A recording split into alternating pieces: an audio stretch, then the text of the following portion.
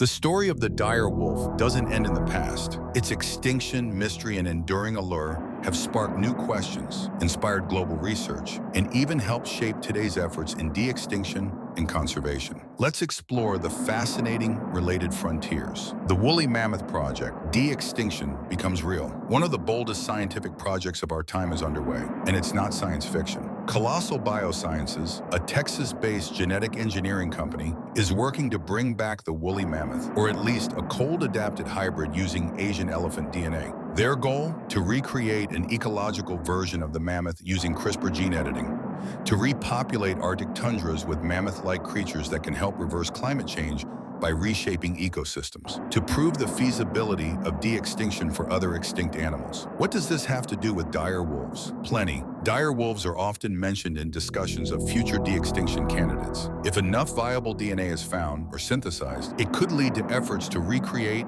or proxy the dire wolf, much like the mammoth. But ethical and ecological questions remain. Should we bring back a predator to a world that's changed so much? And what role would it play in today's ecosystems? Other Ice Age megafauna, giants of a lost world. The dire wolf didn't walk alone during the Pleistocene. It lived alongside a host of extraordinary Ice Age creatures, many of which also disappeared in the Great Extinction Wave around 10,000 pounds and 13,000 years ago. Giant ground sloths. Some stood over 10 feet tall and weighed several tons. Despite their size, they were slow-moving herbivores, easy prey for predators like dire wolves. Short-faced bears, Arctodus simus, the largest terrestrial mammalian carnivore of North America, standing 12 feet tall when upright, with long legs built for speed. They may have competed with dire wolves over food. American lions and saber-toothed cats, fellow apex predators. These felines dominated parts of North America and likely engaged in fierce competition with dire wolves. As scientists uncover more fossils and ancient DNA from these species, we learn more about the complex web of interactions that defined Ice Age ecosystems and why so many species like the dire wolf disappeared while others survived. Wolf conservation today, the echo of the dire wolf. While the dire wolf is gone, its modern cousins are still here and still fighting for survival. In recent decades, wolf conservation efforts have become one of the most dramatic stories in modern ecology. Yellowstone National Park, a living experiment. In 1990, gray wolves were reintroduced to Yellowstone after being eradicated in the early 20th century. The results were astonishing.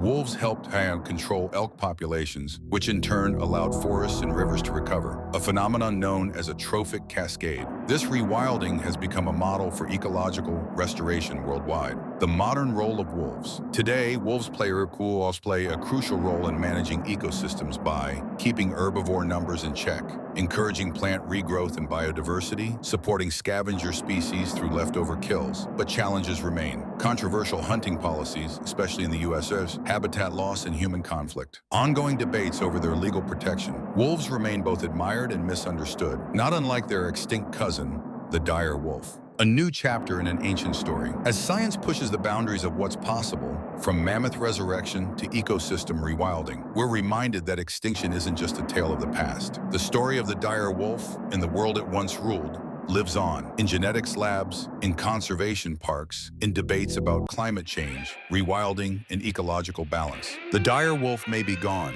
but its shadow still runs with the pack, echoing in the howl of the gray wolf and in the choices we make for the wild world ahead.